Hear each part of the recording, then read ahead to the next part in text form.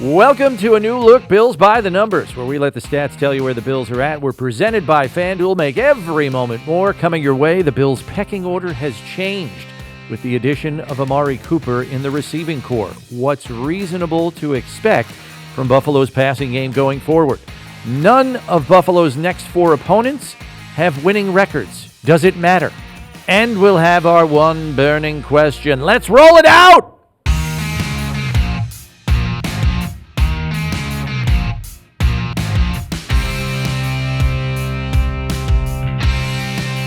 Happy to have you with us here on Bills by the Numbers. Bills Wall of Famer Steve Tasker, Bills insider Chris Brown with you. And for the second year in a row, Bills GM Brandon Beane has used a mid-round pick to orchestrate a trade in which he acquired a veteran for his roster in the second half of the season. Last year, he parted with a third-round pick to land Rasul Douglas in the wake of the season-ending injury suffered by Tre'Davious White. This time around, he pulled the trigger sooner, again using a third-round pick and a seventh in 2026 in exchange for Cooper and a sixth-round pick this coming year.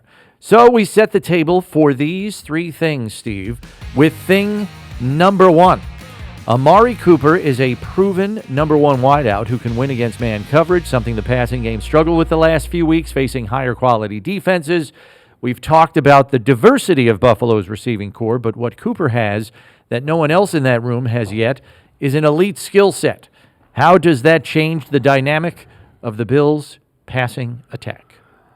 I think it changes it greatly. I mean, the guy's going to get some targets, no question about it. He's going to affect the defense's ability to play man against the Bills. We've seen teams do that of late. Certainly Jacksonville tried it, was not successful. Then other teams started getting a handle on the skill sets of the Bills' wide receivers and started attacking them with man coverages and doing some things also with double covering the guy by down and distance they thought might be dangerous. Shakir being out of the lineup further depleted that ability. So they saw a lot of man coverage in the last 2 or 3 weeks. Mm-hmm.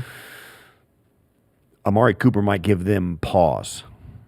And if he can do that, then it's done exactly what the Bills want to do. Certainly he's going to be productive. He's going to catch the ball. But the difference that it's going to make for defenses facing the Bills is going to be, I think, tangible. This is a man who can win. Yeah. In man-to-man situations. This is also a guy who can get behind defenses and stretch the field even at age 30. And I think it's a guy who has route savvy that could benefit some of the younger players on this roster to boot in terms of this is how you do it kind of thing. The thing that has always impressed me about Amari Cooper is the way in which he works defensive backs over the course of a game. He will use his route running skills through the course of the game to set them up to make bigger plays later in the game. He makes a lot of his routes look very much the same and will pretty much dupe defensive backs come the second half of a football game. That's probably the part of his game that I'm most looking forward to watching on a down-in, down-out basis. He's a smart football player. Yeah, and then to take it a step further, and I think you made this point on our daily show on One Bills Live right after the trade happened earlier this week, it's going to give more favorable matchups to everybody else further down the pecking order in the receiving corps because Amari Cooper is drawing arguably the opponent's best defender every week. That means Dalton Kincaid might be getting a safety instead of a corner. The slot receiver Khalil Shakir, he's getting the nickel corner, not the best corner, who might want to travel with him, knowing he was the guy that previously got the best and most consistent separation. So those are all beneficial items. Thing number two, how quickly can we expect Cooper to get acclimated to the offensive scheme where he can make an impact on the field? Pretty quickly. I mean, they're going to give him a shot or two this week. And you certainly know we don't have any idea what the rotation will be, how many snaps he'll take. Certainly he'll get on the field and get targeted. I made the comment earlier in the week that, if it's me, I throw at the guy. I give him like the first 4 targets of the game. Really? Yeah. I make sure that defense knows he's acclimated. Give them the idea that he's acclimated and we're going to give him everything and here we go. You better, he's not going to be piecemealed out. At least make him think that, even if it is the case. I give him the first 2 or 3 targets of the game, or maybe 3 of the first 5 targets, get a handle on how they think about the Bills' offense, and then take it from there and adjust on the fly from there. But I think there should be an effort by this Bills offensive staff to make it at least look like he's in 100%. It was interesting listening to Josh Allen about this acclimation period. He said right up front earlier this week that it is a voluminous offense. Yeah. And there is a lot to master within it. But I would like to think, number one, being a 10-year veteran, that he can, maybe similar to the way Rasul Douglas did it last year, as a 9-year veteran, master the game plan for that week. Hey, here's this package of plays we have for you. Let's master this week. And then, because it's a short week, too, on top of that. I mean, the guy just got here, right. Drove up here on Tuesday night. So master this package of plays within the scope of our game plan this week, and then we'll try to slowly expand from there. I think it also helps that Cooper has been part of a midseason trade before when he went from Oakland to Dallas. And he was only 24 years old then. He's 30 years old now. And ironically, Steve, I looked this up. Cooper's first game after the midseason trade that sent him from Oakland to Dallas, he had 5 receptions, 58 yards, and a touchdown in a 28-14 loss to the Tennessee Titans, the team the Bills will be facing in Cooper's debut in Week 7. If he can make that kind of a transition in a week's time as a 24-year-old, I think he can certainly pull off something similar here as a 10-year vet. I would agree with the Bills. Thing number 3, which receiving target do you believe will benefit the most from Cooper's presence in the receiving corps? At first, I thought it would be Khalil Shakir, but it could be Kincaid as well. I think those are the two that are going to get more favorable matchups. I certainly don't think Kincaid is going to draw the double teams that he's drawn earlier in the year. That would probably be my go-to. I think Kincaid will probably get a chance to catch some more balls deeper down the field rather than the quick outs and the now routes. So I think I'm leaning towards Kincaid. Also, with the fact that Khalil's nicked with his ankle, we'll see how he bounces back this week. You'd think he'd get more snaps this week, if not a full complement. But I think Kincaid is the guy that will probably be most affected by it. I agree with you 1,000%. Even if Shakir's healthy, I think Kincaid is the guy that gets unlocked with Amari Cooper, because now the middle of the field is open. Because with Cooper outside, he has to be respected.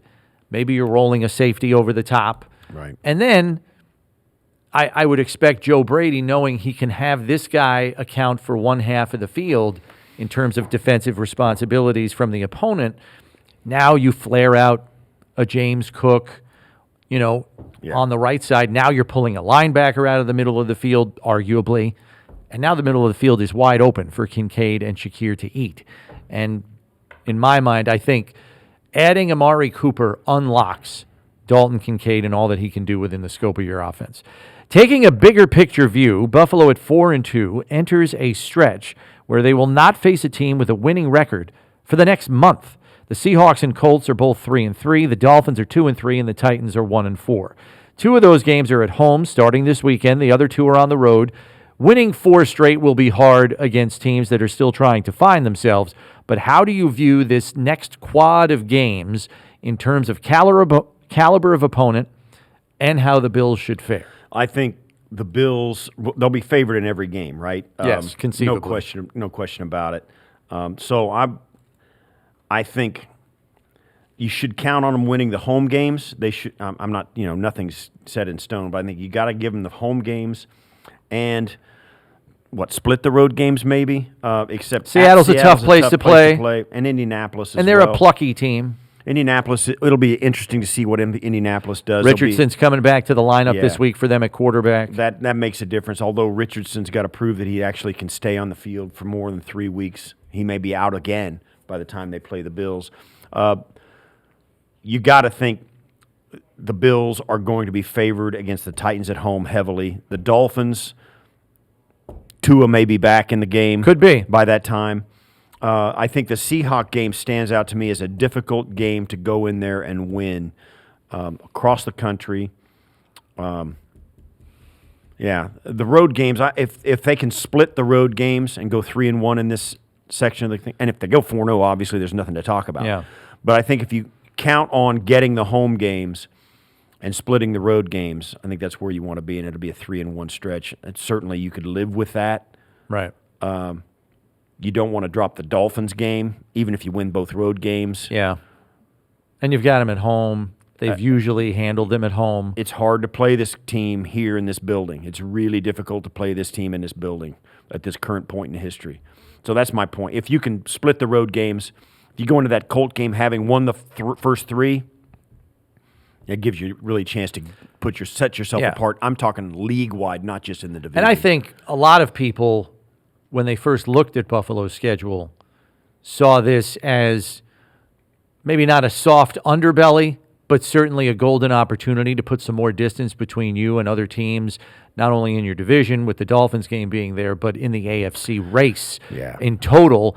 And look, conceivably, at this moment, you can argue the Bills are getting healthier.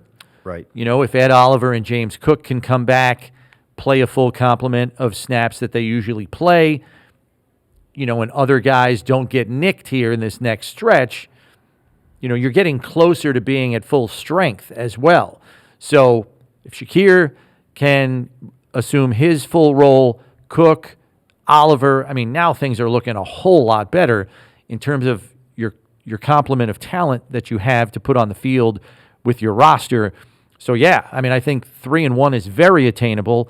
And if things fall right, you may even be flirting with a 4-0 stretch here in this next quad. Well, if you can get there, that's 8-2 headed into the Kansas City game and then the bye week. That's a pretty good place to be. Yeah, it's where you want to be. Do you think that Brandon Beane executed this trade for Amari Cooper with 3 weeks before the trade deadline to try to get him up to speed against some more, for lack of a better term, vulnerable opponents? So by the time you reach the stretch where you face Kansas City, San Francisco, the Rams, and Detroit, that he's fully engaged and immersed in the scheme to face higher caliber opponents with him at his best? Or was it, I got to make this move now or I may not get Cooper? Maybe. I think if he thought he might lose the guy, I would think it probably had more to do with it than the schedule ahead of him. I think also, you know, this is coming after a Monday night game where they won, or Monday night game where they won, and they're 4-2 with a game, and there's no, in the division, they're sitting pretty. So there was no urgency there. So I'm thinking this was a move probably because the timing elsewhere around the league was right. He didn't want somebody else to get him. Cleveland, it was time for them to move on Cleveland. The Devontae Adams thing was going to happen. Happened a few hours before this one. I think it was probably more of an answer to get a better guy in your room, keep him from going somewhere else, and also match the jet move with Amari Cooper. Yeah. I mean, with Devontae Adams, with your own. In hindsight, this move looks almost like a no-brainer, but you got to make it happen. Right. Yeah, the $800,000 salary for Amari Cooper is a gift almost. A guy with that production. Getting him and a sixth this coming draft and giving up a seventh in 2 years, yeah, please, thank you. The third rounder, certainly I'll do it. It really seems like a great trade all the way around for Buffalo. The timing of it, I think, was just, all things considered, it was the right time to do it. Yeah, I think Brandon Beane has said this too. Whenever he's making a roster decision of this magnitude, it always comes back to what's best for the team. Right. And the benefits to the receiving core and the passing game are obvious. I mean, this was a team through the first 6 weeks that's averaging 186 yards passing a game. Like, even with all the exploits of the first 3 weeks, the last three have been tough sledding. Right. And I think the writing was on the wall that something had to be done, particularly after the Baltimore and Houston games. And I think that the timing of the decision was more rooted in that than anything else. The fact that he has 11 games left with the Bills to really kind of settle in and become a dynamic weapon for them, I think is just an extra benefit going forward. We move ahead to the numbers game where Steve will be quizzed on Amari Cooper career history. I do not know. All right. I can't believe We try to keep this as fair as we can. So wrong. Amari Cooper has had some big games in his career. Big receiving days. So, with that in mind, if you had to guess, Steve, which you'll clearly be doing here, how many 200-yard receiving games do you believe Amari Cooper has in his career? I will say 6. Ooh, you're close. A little bit less than that. He's got 4. 2 with Oakland, 1 with Dallas, 1 with Cleveland. Question number 2. What do you believe is Cooper's highest single-game receiving yardage total in his career? I'm going to say between 240 and 260.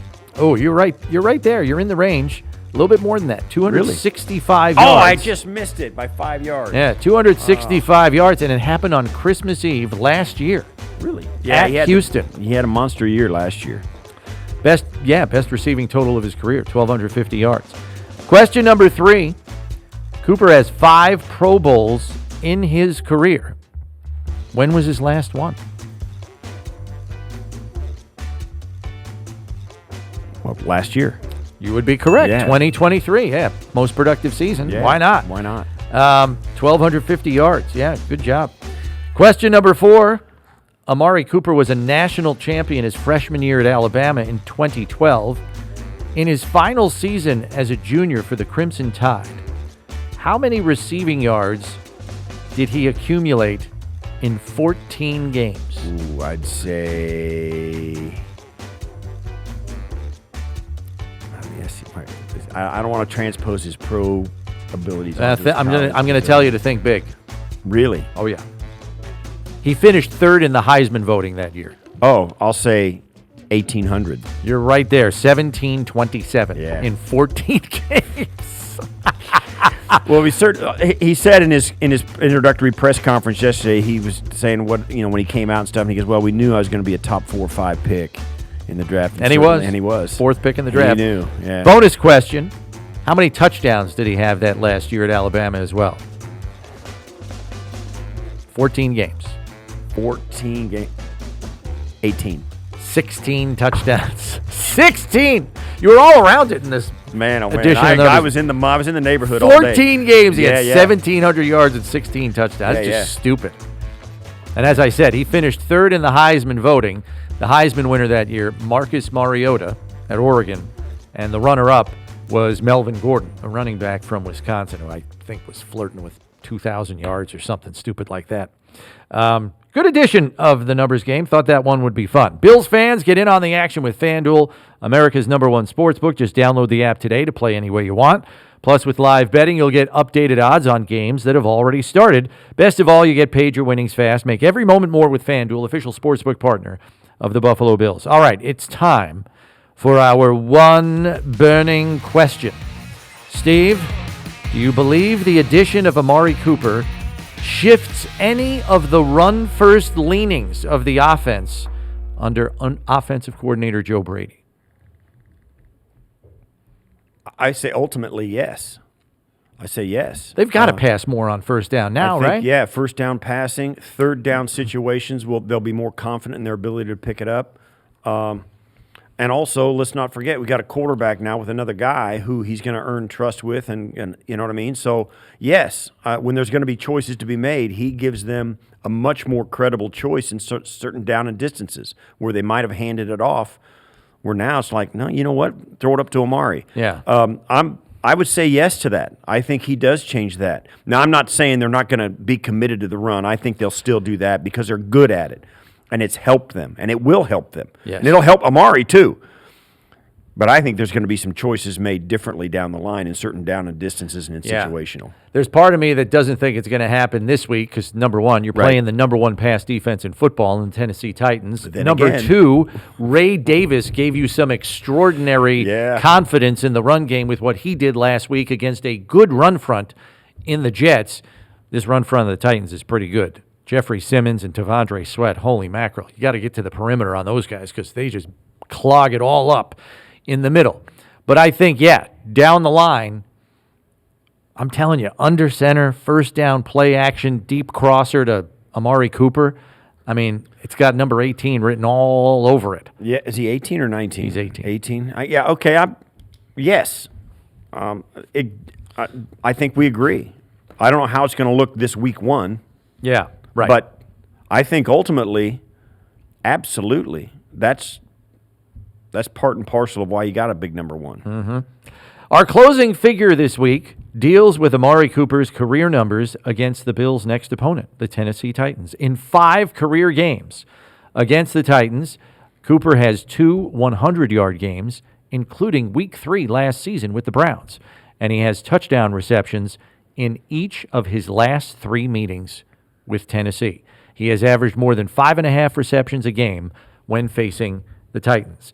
That's it for this edition. Be sure to subscribe on whatever podcast platform you use so you know when our next episode is out, because when you need to know about the Bills, you need to check Bills by the Numbers. For Steve Tasker, I'm Chris Brown. Thanks for listening. We'll catch you next week, everybody.